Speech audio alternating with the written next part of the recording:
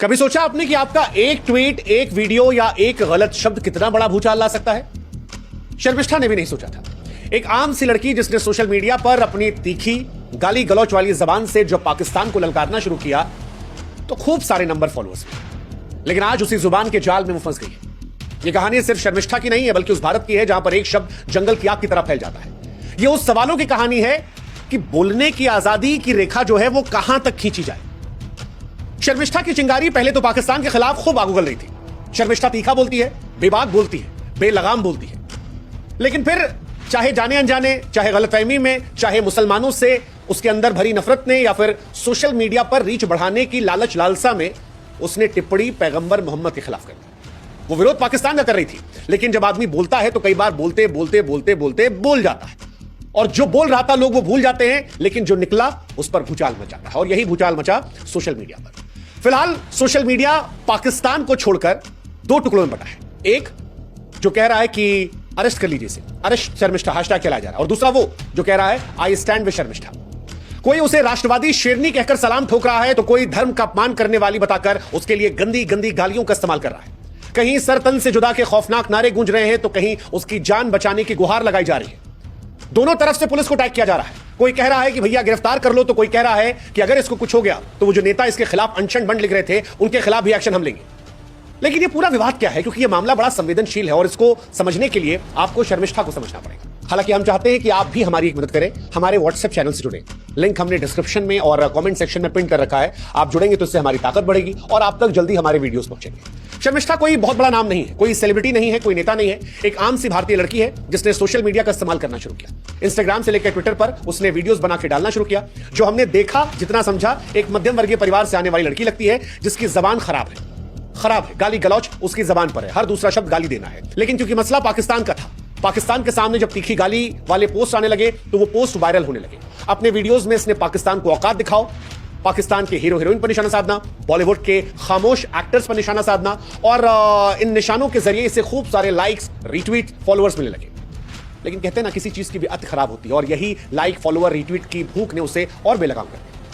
हर रोज उसके वीडियोस आ रहे थे, लोग देख रहे थे, असहज हो रहे थे, लेकिन फिर भी रीट्वीट कर रहे थे, क्योंकि पाकिस्तान के खिलाफ थे। इसलिए जो अगला वीडियो आ रहा था वो और ज्यादा आक्रामक, उसमें गालियां और ज्यादा, फॉलोअर्स का जोश और ज्यादा, और यही बेलगाम अंदाज उसे उस मोड़ पर ले आया जहां पर पाकिस्तान का विरोध करते करते पैगंबर पर विरोध हो गया। शर्मिष्ठा पाकिस्तान को लेकर लगातार पोस्ट कर रही थी। उसके ट्वीट, उसके वीडियोस में पाकिस्तान को आतंक का अड्डा, गटर, हिंदुस्तान का दुश्मन, ये सारी बातें थी। पाकिस्तान के नेताओं को कुत्ता कहना, वहां की जनता को गद्दार कहना, उसकी तीखी जबान नेताओं तक सीमित नहीं थी। बॉलीवुड एक्टर्स पर निशाना साधना, पाकिस्तानी एक्ट्रेस हानिया आमिर के बारे में शब्दों का इस्तेमाल करना, गाली गलौच करना, सलमान खान को पाकिस्तान परस्त कहना, और बहुत सारी बातें, ऐसी ऐसी बातें जिन शब्दों का इस्तेमाल हम नहीं कर सकते। और ये टिप्पणियां उसके फॉलोअर्स के बीच में जोश भर रही थी। मजा आ रहा था क्योंकि पाकिस्तान पर जा रहा था। हालांकि उस वक्त भी कईयों को एहसास था कि जिस तरह से ये जा रही है कहीं शायद फंस जाएगी। अशोभनीय भाषा धीरे धीरे धीरे धीरे उसे विवाद की आग में झोंक गई, और यह विवाद तब हुआ जब टिप्पणी पैगंबर मोहम्मद पर आई। अब क्या उसने पैगंबर मोहम्मद का जानबूझकर अपमान किया, या सोशल मीडिया के गेम में फंसकर सादा लाइक पाने के चक्कर में उस टीनेज लड़की ने जबान से बोलने की आजादी जो मिली है उसकी पराकाष्ठा को पार कर दिया? सारे पहलू हम देख रहे हैं। सोशल मीडिया गेम बहुत खतरनाक होता है। आपको जब नंबर दिखते हैं तो आपका दिमाग खराब होता है। आप चाहते हैं कि और ऐसा वीडियो बनाए जो और लोग शेयर करें और रीट्वीट करें। क्या उसके अंदर मुसलमानों को लेकर नफरत थी बचपन से? मुझे नहीं पता, मैं नहीं जानता उसे। मैं सारे सवालों को लेकर चल रहा हूं, लेकिन जो कुछ उसने कहा वो स्वीकार नहीं था। शर्मिष्ठा ने पैगंबर मोहम्मद का अपमान किया, और उसके बाद जो भारतीय इकट्ठा होकर पाकिस्तान से लड़ रहे थे वो दो खेम बढ़ गए। किसी ने उसे RAN, हाँ वो सब कहना शुरू कर दिया, किसी ने काफिर कहा, किसी ने कहा मार दो, किसी ने सरतन जुदा बात की, सारी बातें लगी। सोशल मीडिया पर विवाद बढ़ा। शर्मिष्ठा को भी शायद एहसास हुआ कि अब मामला बढ़ गया, ये सीरियस है, ये वो नहीं है जिसमें पहले लोग लिख रहे थे कि पाकिस्तान को गालियां क्यों दे रहे हो।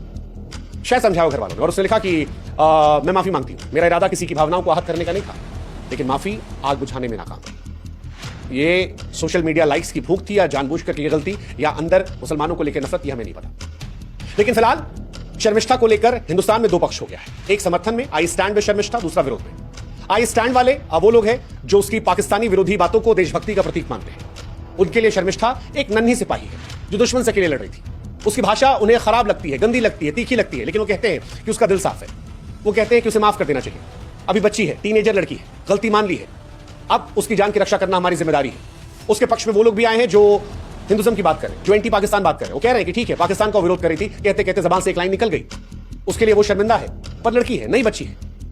इतना उसे मौका दो कि एक गलती सुधार सके। लेकिन एक दूसरी संख्या भी है जो विरोध में है। शर्मिष्ठा के विरोधी उनकी पैगंबर मोहम्मद टिप्पणी को इस्लाम पर हमला मान रहे हैं, उसकी भाषा को गंदी, विषैली, नफरत फैलाने वाली बता रहे हैं। सोशल मीडिया पर उसकी तस्वीरों को अलग अलग तरीके से एडिट करके ऐसे ऐसे कैप्शंस लगा रहे हैं जो हम नहीं बोल सकते। कई कट्टरपंथी ग्रुप्स ऐसे हैं जो उसे उसके साथ गंदी हरकतें करने, सरतन से जुदा करने, हत्या, बहुत सारी चीजें जो क्या क्या कहें उस लेवल पे जा रहे हैं। सियासतदानों ने भी उसको लेकर टिप्पणियां की। वारिस पठान जैसे नेताओं ने बयानबाजी की।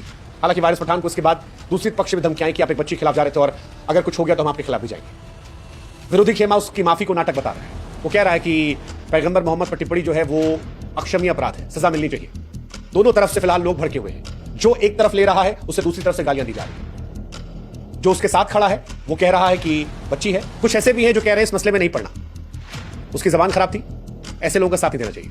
हाँ, उसकी जान पर नहीं आनी चाहिए। लेकिन ये पूरा मामला जो है वो नुपुर शर्मा विवाद की याद दिलाता है।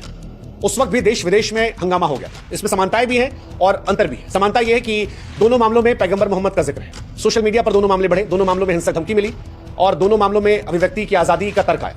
विरोध यह है कि नुपुर शर्मा एक पॉलिटिकल पार्टी की नेता थी, टीवी पर बात कर रही थी। शर्मिष्ठा एक आम लड़की है जिसका मंच से सोशल मीडिया है। नुपुर शर्मा का मामला इंटरनेशनल था, शर्मिष्ठा इंडिया पाकिस्तान तक सीमित है और इस मामले में बच्ची वाला एंगल भी आ रहा है। नुपुर के खिलाफ कानूनी कार्रवाई हुई। शर्मिष्ठा के मामले में अब तक कोई ऐसी खबर नहीं है।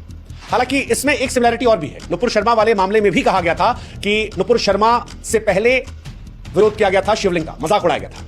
मुसलमान भी तो मजाक उड़ाते हैं, ये वाला तर्क दिया गया था और ये बहुत चला। अभी भी शर्मिष्ठा के मैटर में भी बार बार ये बात आ रही है कि मुसलमानों ने भी तो गालियां दी, भगवान का मजाक उड़ाया, शिवलिंग का मजाक उड़ाते हैं, कई सारे वीडियोस आते हैं। ये बात आ रही है। शर्मिष्ठा के समर्थक इस बात को तक दे रहे हैं कि अगर शर्मिष्ठा ने पैगंबर का अपमान किया तो मुसलमान भी तो आए दिन हिंदू देवी देवताओं का मजाक उड़ाते हैं, तब इतना हंगामा क्यों नहीं? इसका जवाब बहुत ही संवेदनशीलता से देना जरूरी है। देखो, एक बात तो यह है कि यार दो गलती सही नहीं ठहरा सकते। किसी ने गलत किया, उसके बदले कोई और गलत कर दे, क्या यह सही है? नहीं। हम उस दौर में जी रहे हैं जहां पर असदुद्दीन ओवैसी, उमर अब्दुल्ला जैसे नेता जो है वो सामने आकर देश को एक मत रखकर आगे बढ़ने की कोशिश कर रहे हैं। क्यों? क्योंकि ये सेंसिटिव टाइम है। हम पाकिस्तान से वॉर की जोन में, अभी वॉर खत्म नहीं हुई है। इस घटना या ऐसी घटनाएं जो होती हैं वो हमें बांट देती हैं। हमें आपको ये समझना पड़ेगा। तो अगर किसी ने पास्ट में किया था तो क्या प्रेजेंट में हमें अधिकार मिलता है? नहीं।